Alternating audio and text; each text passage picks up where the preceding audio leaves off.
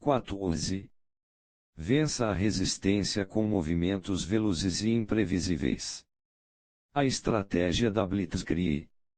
Em um mundo onde muitas pessoas são indecisas e cautelosas em excesso, o uso de velocidade vai lhe dar um poder extraordinário. Atacar primeiro, antes que seus adversários tenham tempo para pensar ou se preparar, os deixará emotivos, desequilibrados e propensos ao erro. Quando você acompanha com outra manobra rápida e repentina induz mais pânico e confusão. Esta estratégia funciona melhor com uma ensinação, uma calmaria. Sua ação inesperada pega seu inimigo desprevenido. Quando atacar, bata com força implacável. Agir com velocidade e decisão vai lhe conquistar o respeito, o temor e um ímpeto irresistível. Lento, rápido, rápido.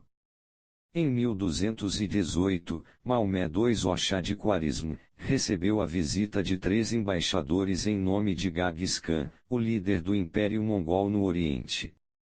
Os visitantes traziam presentes magníficos e, o mais importante, a proposta de um tratado entre as duas potências que permitiria a reabertura da lucrativa Rota da Seda, ligando China e Europa. O Império do Shah era imenso, incorporando o atual Irã e boa parte do Afeganistão. A capital, Samarkand, era fabulosamente rica, um símbolo de seu poder, e um comércio mais intenso ao longo desta rota só aumentaria estas riquezas.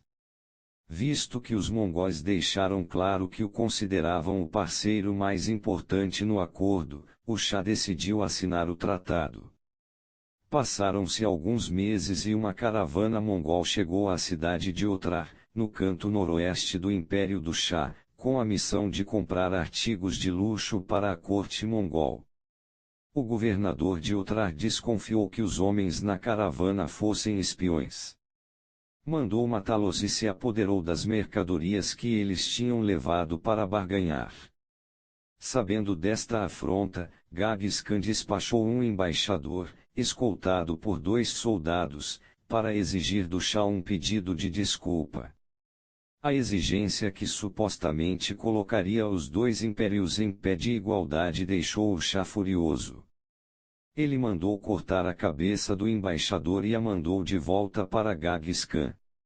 Isto, é claro, significava guerra. O Shah não estava com medo, seu exército, apoiado em sua bem treinada cavalaria turca, contava com mais de 400.000 homens, o dobro pelo menos do tamanho do inimigo. Derrotando os mongóis em batalha, ele podia finalmente se apossar das terras deles. Ele supunha que os mongóis atacariam Transoxiana, a parte mais ao leste de seu império.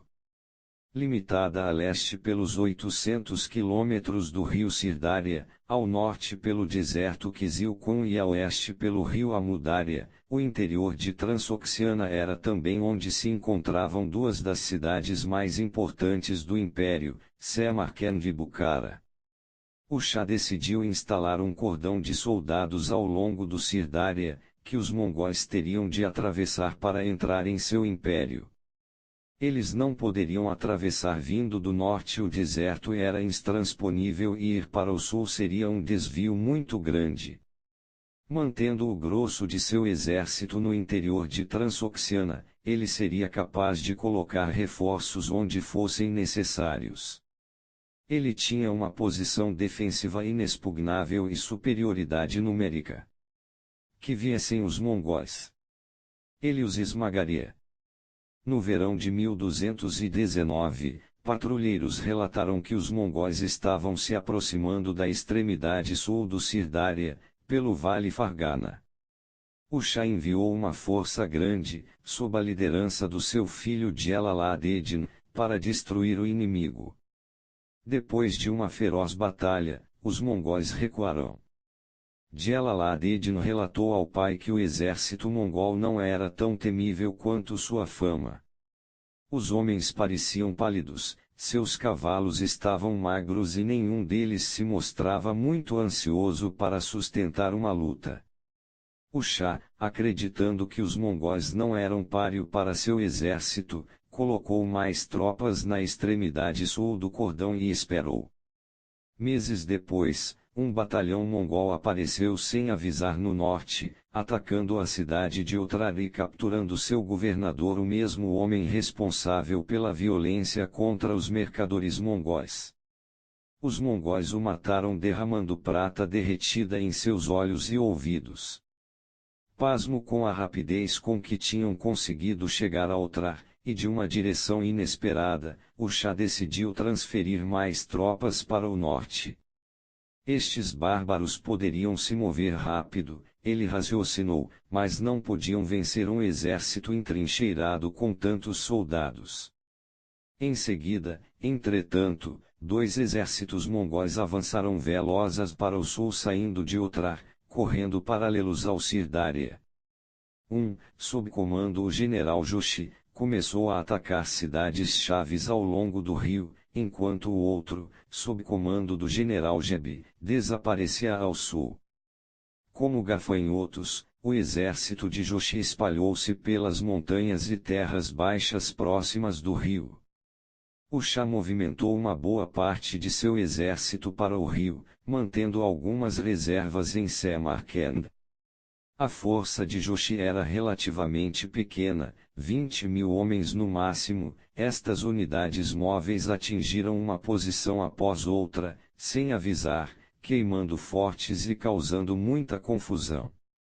Os relatórios que chegavam das frentes de batalha davam ao Shah uma imagem destes estranhos guerreiros que vinham do leste. O exército deles era só cavalaria. Cada mongol não só cavalgava um cavalo, como era seguido por vários outros cavalos sem cavaleiro, todos éguas, e quando sua própria montaria se cansava, ele trocava por outra descansada. Estas éguas eram leves e rápidas. Os mongóis não estavam sobrecarregados com carroças de suprimentos, transportavam junto com eles sua comida, bebiam o leite e o sangue das éguas e matavam e comiam os animais enfraquecidos. Podiam viajar 2 vezes mais rápido do que o inimigo. Sua pontaria era extraordinária, avançando ou recuando, eles podiam atirar setas com notável destreza, tornando seus ataques muito mais mortais do que qualquer coisa que o Shah já tivesse visto. Suas divisões se comunicavam a grandes distâncias com bandeiras e tochas, suas manobras eram coordenadas com precisão e quase impossíveis de prever. Lidar com este tormento constante esgotava as forças do Shah.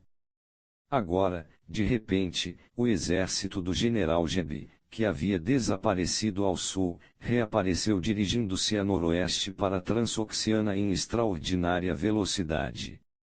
O Shah rapidamente enviou suas últimas reservas para o sul, um exército de 50.000 homens para combater Jeb. Ele ainda não estava preocupado, seus homens haviam provado sua superioridade no combate direto, na batalha no Vale Fargana. Desta vez, entretanto, foi diferente. Os mongóis disparavam armas estranhas, suas flechas, mergulhadas em alcatrão incandescente, criavam cortinas de fumaça por trás das quais seus cavaleiros rápidos como relâmpagos avançavam, abrindo brechas nas linhas do exército do Shah através das quais uma cavalaria mais fortemente armada penetrava. Carros de guerra disparavam de um lado para o outro por atrás das linhas mongóis, trazendo constantes suprimentos. Os mongóis enchiam o céu de flechas, criando incansável pressão. Eles vestiam camisas de seda pesada. Uma flecha que conseguisse furar a camisa raramente chegava até a carne e podia ser facilmente extraída puxando-se o tecido, tudo isto feito enquanto se moviam a grande velocidade. O exército de Jeb aniquilou as forças do Shah. Ao Shah restava uma opção: recuar para o oeste, poupar forças e lentamente reconstruir seu exército. Ao iniciar os preparativos, entretanto, algo inacreditável aconteceu. Um exército sob o comando do próprio Genghis Khan estava diante dos portões da cidade de Bukhara, a oeste de Samarcand. De onde eles tinham vindo? Não podiam ter atravessando o deserto de Kizilcum ao norte. A aparição parecia impossível, como se evocados pelo próprio demônio. Bukhara caiu logo e, em poucos dias, foi a vez de Samarcand. Soldados desertavam, generais entravam em pânico. O Shah, temendo por sua vida, fugiu com um punhado de soldados. Os mongóis o perseguiram inexoráveis. Meses depois, em uma pequena ilha no Mar Cáspio, abandonado por todos, esfarrapado e implorando comida, finalmente o ex-governante do império mais rico do Oriente morreu de fome.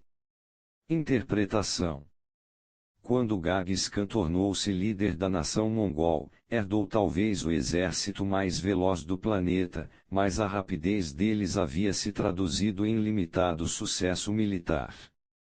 Os mongóis poderiam ter aperfeiçoado a arte de lutar montados a cavalo, mas eram indisciplinados demais para explorar qualquer vantagem que tivessem conquistado desse modo ou coordenar um ataque em grande escala. A genialidade de Genghis Khan foi transformar a caótica velocidade mongol em algo organizado, disciplinado e estratégico.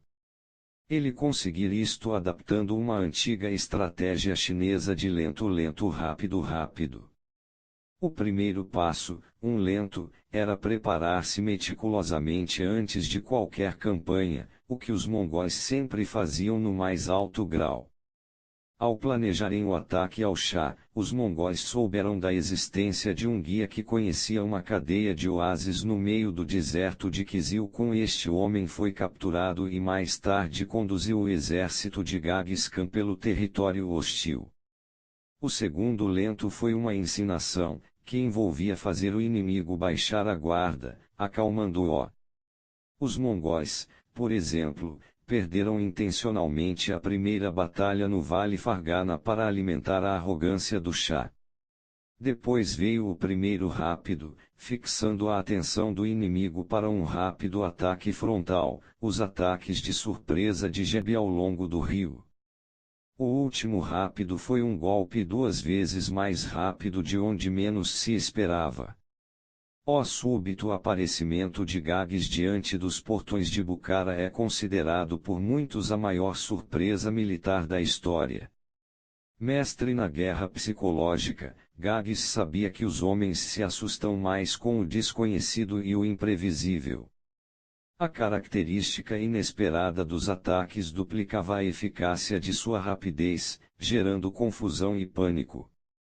Vivemos em um mundo que valoriza a velocidade quase acima de tudo, e agir mais rápido do que o adversário por si só já se tornou a principal meta. Mas muitas vezes as pessoas estão simplesmente com pressa, agindo e reagindo freneticamente aos acontecimentos, o que as faz propensas a erros e desperdício de tempo no longo prazo. A fim de se distinguir na matilha, para usar uma velocidade com força devastadora, você precisa ser organizado e estratégico. Primeiro, você se prepara com antecedência, observando seu inimigo para conhecer seus pontos fracos.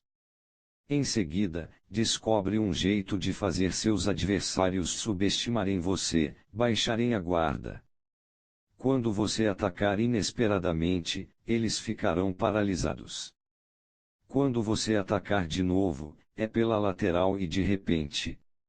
É o golpe imprevisto que provoca o maior impacto.